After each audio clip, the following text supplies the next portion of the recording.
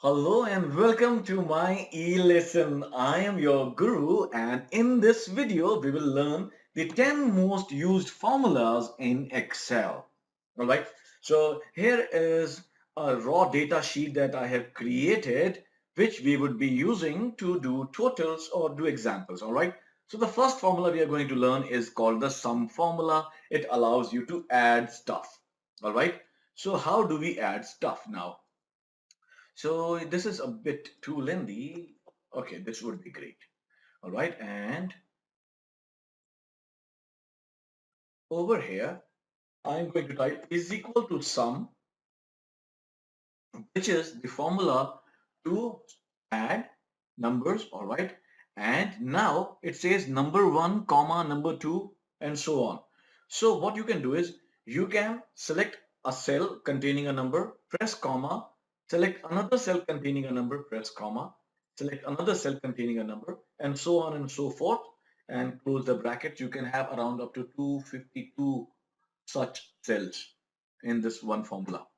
And here is your answer. There is another way of doing it. Is equal to sum, open the bracket, and select the cells for which you want to do the total like this, and close the bracket. It is called selecting a range. You get your answer. There is another way. Wow, we have too many options. Is equal to sum and type in the number 5 plus 7 plus 13. I don't know what it is now. It is 25. So this is how we do totals, and there is a cool trick. I'll tell you, just press Alt and is equal to key together and it will automatically do the total of the continuous cell range of numbers and you'll get your answer. See? Easy. So we are done with the sum formula and average. Now we all understand that averages are not good. One should never be an average person, but you need to find out the average of sales that happened from January, February, March, April, May, and June. So how do we do that? There is a very simple formula for that. That is equal to, let's keep it, bring it over here itself, is equal to AVERAGE and open the bracket and it says select your numbers. The way we did with the sum formula, we can select our numbers one by one, again, comma, comma, comma, and another comma, and you can have this number also, so you can leave these two behind. And the average is 581. All right, that's one way. Other way is equal to average and select this range. Close the bracket. You get the average. So the average sales for January to June was 463. You can also select the average using this option where you type in the number 784, 442, 6 is 8, and I'm tired of typing more numbers. And the average of first three is 631. See, you now know how to do averages. Very simple. Count formula, beautiful formula, all right? Now what it does is, it counts the number of cells in a range that contain numbers, all right? So I type in count and I select this complete area. This is how we apply it. Close the bracket. Now it says 8 cells in this range contain numbers 1, 2, 3, 4, 5, 6, 7, and this is 8. Date is also a number. These three are text, so it is not showing them in this count. If I make this as a A, see it turned into 7. I'm pressing Ctrl Z to go back. So now you know how to use the count formula. And counter, beautiful formula again, is equal to COUNTA, and it says counts the number of cells in a range that are not empty. Now, in this range, we want to find out the cells which are not empty. See, there are 11 cells in this range which are not empty. For example, now if I delete one over here, now we know there are 12 cells in this range that are not empty, that contain anything. So that's the counter formula for you. Let's move on to the next one. These are all very, very useful formulas. Concatenate. All right, this is beautiful. Amazing formula. Is equal to concatenate, and it says joins several text strings into one text string. For example, I happen to have, say, first name and last name. Let's assume that this is the first name and this is the last name. Or let's say this is the country name and the city name. I want to have them together. So I will select the country name, all right, enter a comma, and now select the city name, close the bracket, and I will have India, Delhi mentioned over here, but this is not looking nice. There is no space in between them, all right? Or in certain cases, you might want a comma in between them. So I'll change the approach. I'll type in is equal to concatenate, open the bracket, select text one, press comma, enter the quote symbol, enter a space, close the quote symbol, do a comma, and now select the second cell which you want to have, join, close the bracket, and you have India, Delhi. We can edit this formula by double clicking over here, and between these quotes we can mention a comma symbol. Now see what will happen. It's India, comma Delhi, right? We can do this with first names and last names. Very common example. Now, if formula is a beautiful formula. Now, by the way, I'm showing you a shortcut version. So if you want to see even a more detailed version of these videos, you can go to my website, myelesson.org, and check out all these videos. There are also practice files available there for you to download, which you can use for practicing. Okay, next topic is if formula. One of the most used formula. Okay, say, okay, and let's see. Let's see, how do we give an example? If formula is a logical formula which checks whether a condition is met and returns one value if true and another value if false. All right. So what we'll do is we'll type in if, and it says logical test. My logical test can be, say, if this cell is equal to a text, say India. All right. Comma, value if true, say Hindi, which is the language of this country, and value if false, say if it is, we can mention the text as, okay, since you want a text as an answer, you have to mention it in quotes, and if it is not India written over here, then we can mention other language. See, I'll show you an example with numbers also, and close the bracket now. See, this is India, so we got an answer Hindi. If I type in USA over here, it becomes other language. Of course, USA is English. I am going to change this, and now I'm going to show you an example. The total sales. This is a bit advanced version of if formula. If the total sales is less than or equal to 3,000, comma, value if true, give good job, comma. If value is false, that means if it is lesser than this, then, sorry, we are doing it the other way. If it is less than 3,000, say,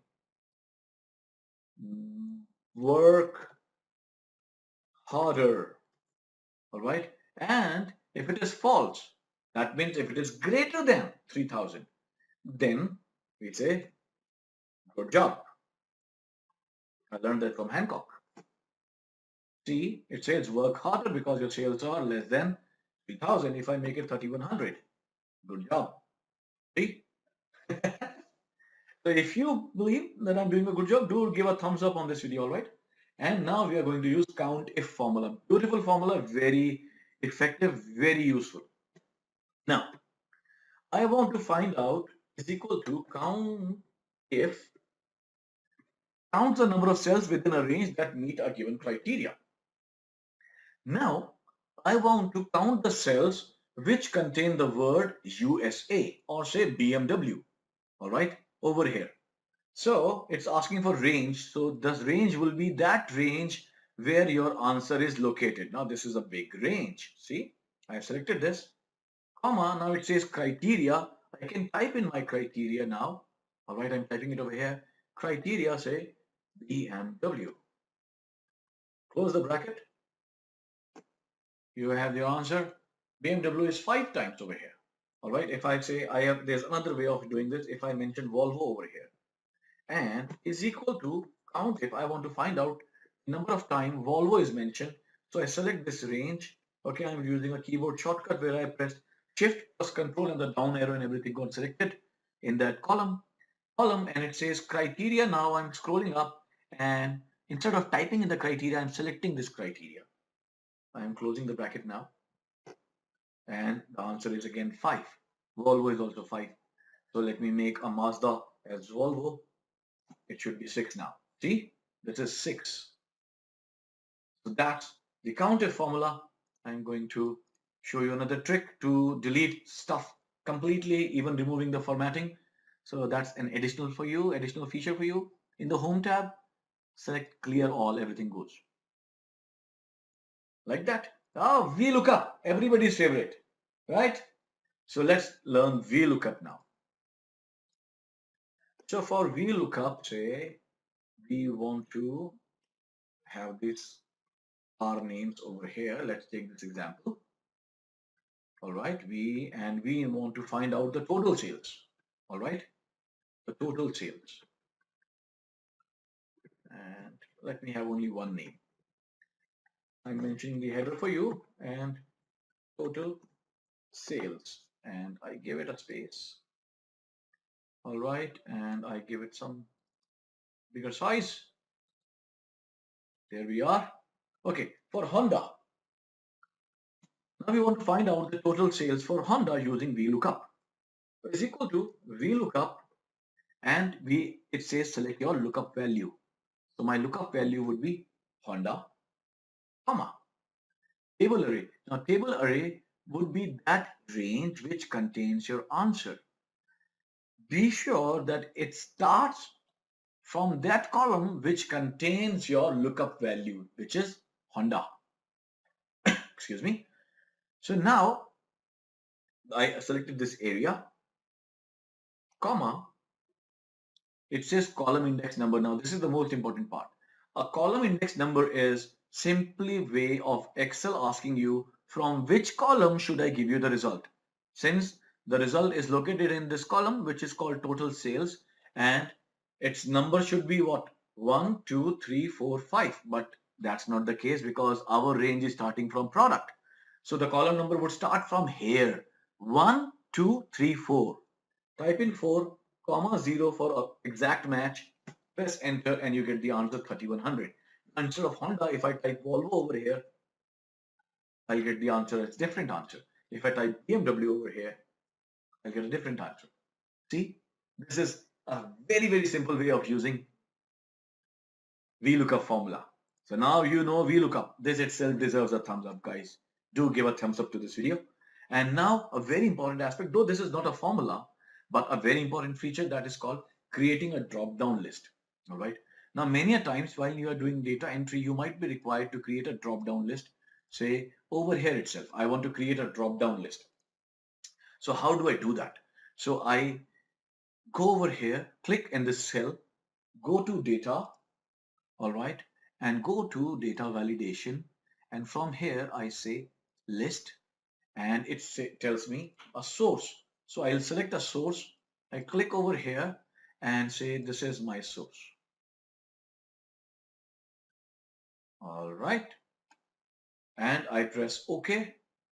Now see, my drop down list is ready. I can use my VLOOKUP with a drop down formula. See, the answer is changing. Wow. You learned drop down with VLOOKUP also. This also deserves a thumbs up or a good comment. And SUMIF formula. This is very, very important. Now a SUMIF formula says that based on a condition you can get a result. Say for example, is equal to SUMIF It says range, criteria, sum range. So say for example, I want to find out the total sales for just BMW from this range. All right. So what will I do? I'll select this area, this range. This range is the one which contains the criteria, and then say I can have my criteria mentioned over here. This can be my criteria, or I can even type it in, comma, sum range. Which cell do we want? Which range do we want to total up? This is the range that we want to total up. I selected it, and now I'll close my bracket, press enter, and for Aston Martin, the result is the total sum is 19290. If I choose say Honda, it will change to 180640. If I choose Mercedes, it changes again. So this is sum if formula. So guys, today we covered 10 most used formulas in Excel, which you can also learn in even greater detail at my website myelesson.org. And if you like this video, do like, click on this thumbs up button, and if you have a question, do mention it in the comments over here and I will surely reply to you. And if you would like to subscribe to this channel, then please do. It will motivate me to further create more such videos, and also you will get notified whenever I send out a new video on the web. So hope you like this video. Until the next video, this is your Guru now signing off for the day. Have a wonderful day ahead. Happy learning.